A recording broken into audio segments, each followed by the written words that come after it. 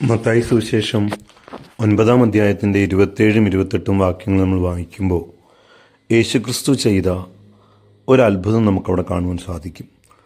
എന്നാൽ അവിടെ പതിവിൽ നിന്ന് വ്യത്യസ്തമായി യേശുക്രിസ്തു 2 കുരുടന്മാർ തൻ്റെ പിറകിൽ നടന്ന് ദാവീദ് പുത്ര ഞങ്ങളോട് കരുണ തോന്നണമേ എന്ന് നിലവിളിക്കുമ്പോൾ അവരെ ശ്രദ്ധിക്കാതെ പോകുന്നതായിട്ട് നമുക്കവിടെ കാണുവാനായിട്ട് സാധിക്കും. പക്ഷേ 2 കുരുടന്മാരാണ്. സാധാരണഗതിയിൽ അന്ധന്മാരായ ആളുകൾ, അങ്ങനെയുള്ള ആളുകളോടൊക്കെ ജനങ്ങൾക്ക്, മറ്റുള്ളവർക്ക് ഒരു സഹതാപം തോന്നുന്നത് നമുക്കറിയാം. പൊതുവിൽ അങ്ങനെയാണല്ലോ മനുഷ്യർ പെരുമാറുന്നത്. എന്നാൽ യേശു ഈ 2 അന്ധന്മാർ തൻ്റെ പുറകിൽ നടന്നിട്ട് യേശുവേ ദാവീദ് പുത്ര ഞങ്ങളോട് കരുണ തോന്നണമേ എന്ന് നിലവിളിച്ചിട്ട് പോലും അവർക്ക് സൗഖ്യം നൽകാതെ കടന്നു പോകുന്നതായിട്ട് നമ്മൾ ആ ഭാഗത്ത് വായിക്കുന്നുണ്ട്. എന്നാൽ ആ കുരുടന്മാരുടെ ജീവിതത്തിലെ കാര്യം നമ്മളൊന്ന് പരിശോധിക്കുമ്പോൾ അവരത് ഗൗനിക്കുന്നില്ല. സത്യത്തിൽ അവർക്ക് കണ്ണ് കാണാൻ വയ്യ. യേശുവിൻ്റെ പുറകെ നടക്കാൻ അവർക്ക് പറ്റില്ല. കാരണം അവർ തട്ടി വീഴും. യേശു അവർക്ക് അന്നേരം തന്നെ സൗഖ്യം കൊടുക്കേണ്ടതാണ്. പക്ഷേ യേശു അത് ചെയ്യുന്നില്ല. പക്ഷേ നമ്മൾ ആ വചനത്തിനകത്ത് വായിക്കുന്നത് അവർ യേശുവിനെ പിന്തുടരുകയാണ്. അവസാനം യേശു താമസിക്കുന്ന വീട്ടിൽ അവർ ചെന്നിട്ട് ഇതേ നിലവിളി, ദാവീദ് പുത്ര യേശുവേ ഞങ്ങളോട് കരുണ തോന്നണമേ എന്നുള്ള ആ നിലവിളി അവരവിടെ പിന്നെയും ആവർത്തിക്കുകയാണ്. ആ സമയത്ത് യേശു അവരുടെ അടുക്ക് വന്നിട്ട് അവരോട് ചോദിക്കുന്നുണ്ട്, എനിക്കിത് ചെയ്തു തരാൻ കഴിയുമെന്ന് നിങ്ങൾ വിശ്വസിക്കുന്നോ? അവർ പറഞ്ഞു, ഞങ്ങൾക്ക് വിശ്വാസമുണ്ട് അങ്ങേക്കിത് ചെയ്തു തരാൻ കഴിയുമെന്ന്. യേശു അവരെ സൗഖ്യമാക്കിയതായിട്ട് നമുക്കവിടെ കാണുവാൻ സാധിക്കുന്നു. ചിലപ്പോൾ ഒരു പക്ഷേ യേശുവിനെക്കുറിച്ചോ ദൈവിക പ്രവൃത്തികളെക്കുറിച്ചോ ശരിയായ അറിവില്ലാത്തവർ ഒരുപക്ഷെ ചിന്തിച്ചേക്കാം. അവർ പലപ്പോഴും വേണേൽ പറഞ്ഞേക്കാം, യേശു എന്താ അങ്ങനെ ചെയ്തേ? ഒരു മനുഷ്യത്വമില്ലാത്ത നിലയിൽ യേശു എന്താ അങ്ങനെ ചെയ്തേ? സത്യത്തിൽ യേശു അങ്ങനെ ചെയ്തിരിക്കുന്നത് നമുക്ക് വേണ്ടിയാണ്.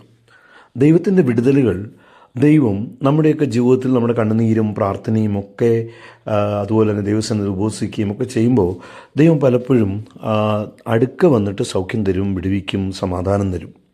അങ്ങനെ ഒത്തിരി സൗഖ്യങ്ങൾ നമ്മൾ വേദപുസ്തകത്തിൽ കാണുന്നുണ്ട്. എന്നാൽ ചിലപ്പോഴൊക്കെ, ചില സന്ദർഭങ്ങളിലൊക്കെ നാം തന്നെ നമ്മുടെ സൗഖ്യം, നമ്മുടെ വിടുതൽ, നമ്മുടെ അനുഗ്രഹം ദൈവത്തിൽ നിന്ന് പിടിച്ചു വാങ്ങണം. ദൈവത്തിന് കയ്യിൽ നിന്ന് നമ്മളാരും പിടിച്ചു വാങ്ങേണ്ട കാര്യമില്ല. പക്ഷേ ദൈവം അങ്ങനെ ആഗ്രഹിക്കുന്നുണ്ട്. ചില സന്ദർഭങ്ങളിൽ ഒരു പക്ഷേ ദൈവം നമ്മളെ കണ്ടില്ല എന്ന് നാം കരുതിയാലും ഓർക്കുക, ദൈവം ഒരിക്കലും നമ്മെ കാണാതെ പോകുന്നില്ല. അവൻ എല്ലായ്പ്പോഴും നമ്മെ കാണുന്നുണ്ട്. പക്ഷേ നാം എപ്പോഴും നമ്മുടെ മനസ്സിലെ ഒരു ചിന്ത ഇങ്ങനെയായിരിക്കണം, ഒരു പക്ഷേ എൻ്റെ പ്രാർത്ഥനയ്ക്കും എൻ്റെ ഉപവാസത്തിനും എൻ്റെ കണ്ണുനീരിനും ഞാൻ നിരന്തരമായിട്ടുള്ള ഞാൻ ദൈവസന്നിധിയിൽ ഞാൻ എൻ്റെ ദൈവത്തെ വിളിച്ചിട്ടും അവൻ മറുപടി തരാതെ വന്നാൽ അതോടുകൂടെ ഞാൻ പ്രാർത്ഥന നിർത്തിയേക്കും എന്ന് നമ്മൾ ഒരിക്കലും ചിന്തിക്കാതിരിക്കാൻ കർത്താവ് കാണിച്ചു തരുന്നൊരു ഉദാഹരണമാണ് ഈ കുരുടന്മാരുടെ ഉദാഹരണം. യഥാർത്ഥത്തിൽ ആ കുരുടന്മാരെ സൗഖ്യമാക്കാൻ യേശുവിന് പദ്ധതിയുണ്ട്. പക്ഷേ എന്തിനു വേണ്ടി എഴുതിയിരിക്കുന്നു വെച്ചാൽ, അങ്ങനെ ചെയ്തിരിക്കുന്നു വെച്ചാൽ നമ്മുടെയൊക്കെ ജീവിതത്തിന് വേണ്ടിയിട്ടാണ്. എന്തിനാ? ഒരു പക്ഷേ നമ്മുടെ പ്രാർത്ഥനയ്ക്കോ നമ്മുടെ ഉപവാസത്തിനോ നമ്മുടെ കണ്ണുനീരിനോ മറുപടി തരാതെ ദൈവം കടന്നുപോയി, അല്ലെങ്കിൽ യേശു കടന്നുപോയി എന്ന് നാം ചിന്തിച്ചാലും ഈ കുരുടന്മാർ നമുക്കൊരു മാതൃകയാണ്. അങ്ങനെ ഞങ്ങളെ കടന്നുപോയാൽ ഞങ്ങൾ പിറകിലേ വരും, ഞങ്ങൾ പിന്നാലെ വരും, ഞങ്ങളെ കടന്നു പോകാൻ ഞങ്ങൾ അനുവദിക്കത്തില്ല. ഒരു പക്ഷേ ആ യാത്രയ്ക്കിടയിൽ ഞങ്ങൾക്ക് വീഴ്ച വരുന്നുണ്ടാവാം, ഞങ്ങളുടെ കാലുകൾ തട്ടി വീഴുന്നുണ്ടായിരിക്കാം, ഒത്തിരി അപകടങ്ങളും നിന്ദയും പരിഹാസവും ഒക്കെ ഞങ്ങളുടെ ജീവിതത്തിൽ വന്നേക്കാം. എന്നാൽ യേശുവേ അങ്ങേ ഞങ്ങൾ വിടത്തില്ല.